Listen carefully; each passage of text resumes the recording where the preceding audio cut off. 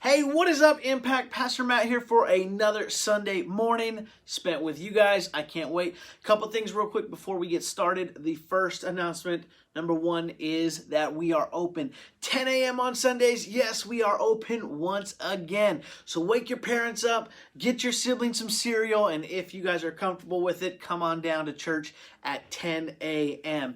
Now remember, because we're meeting at 10 a.m., we are still doing our online stuff at 9 a.m. and 11 a.m. on Facebook and on YouTube, so you guys can watch there as well. Second announcement real quick. Impact Zooms are going on every Wednesday night at 7 p.m. If you guys need the link, just email me at hilltopmatt@comcast.net.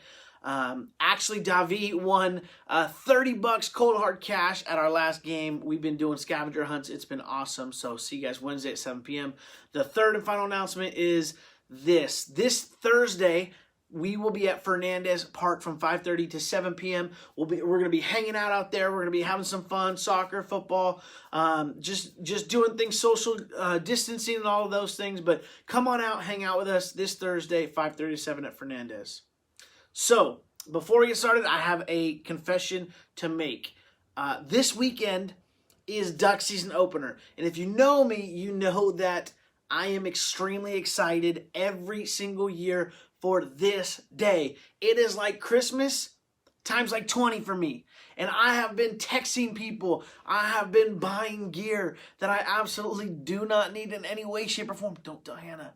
I have been looking at weather reports all day long. I have been spending way too much time looking forward to this duck season opener this weekend. I've even had dreams about it. Yes, I've had dreams about it. It is like that for me. That's what it means to me. It's really been taking up all of my attention and all of my time. In fact, I was talking about it this morning, and Hannah, she looked at me and she says, well, sounds like I'm going to be a single parent for this weekend. And I laughed and I said, no, babe, you're not going to be a single parent for this weekend. Duck season, it starts this weekend and it doesn't end for the next 3 months. Get it? And she was not amused in any way, shape, or form. But here's where we dive into today's message. We have so many things fighting for our attention each and every day, with responsibilities at home, commitments to church, projects for school, plans with our friends, sports, different hobbies, or a number of other different things that we can think about. There are tons of things that are vying for our attention each and every day. Our days can be filled with activities even before the day starts. It can be easy to allow our priorities to become misplaced or even misguided. And today we're going to be taking a look at what Scripture says about priorities and having a godly perspective on how to use our time. Because how we use our time, it matters.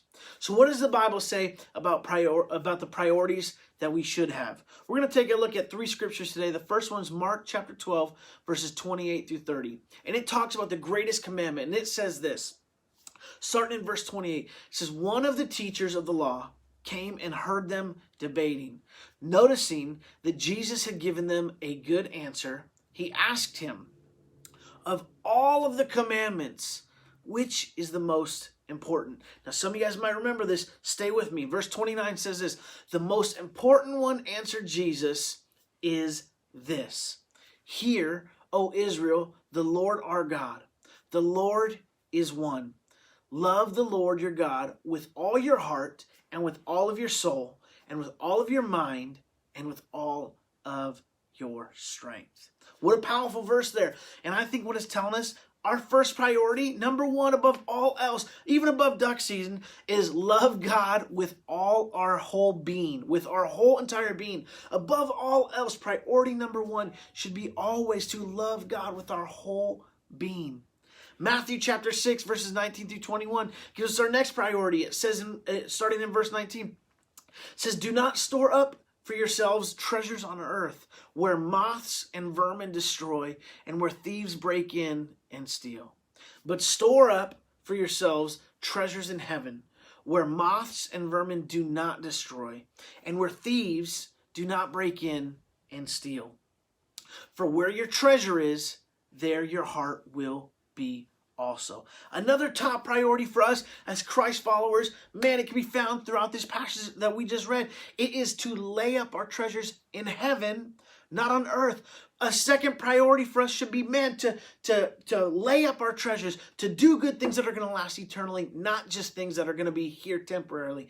It doesn't mean that you can't have fun or cool things. It doesn't mean that you have to remember, or it does mean, though, that we need to remember where you're truly putting your treasures at. The next thing we're going to find in Luke chapter 12, verse 29 through 31, it says this. It says, "And do not set your heart on what you will eat or drink. Do not worry about it. For the pagan world runs after all such things, and your Father knows that you need them. But seek his kingdom, and these things will be given to you as well." To finish up what we're talking about in terms of godly priorities, number 3 is this: seek God's kingdom above all else. Seek God's kingdom above all else. The promise is that if we seek his kingdom above all else, he will handle the rest. So why are we putting other priorities above seeking his kingdom? Impact, keep your priorities straight. Remember that we are just passing through this world. I love you guys. I'm so proud of you guys. We're praying for you guys always. See you guys on Wednesday at Zoom, 7 p.m. and Thursday at Fernandez Park, 5:30.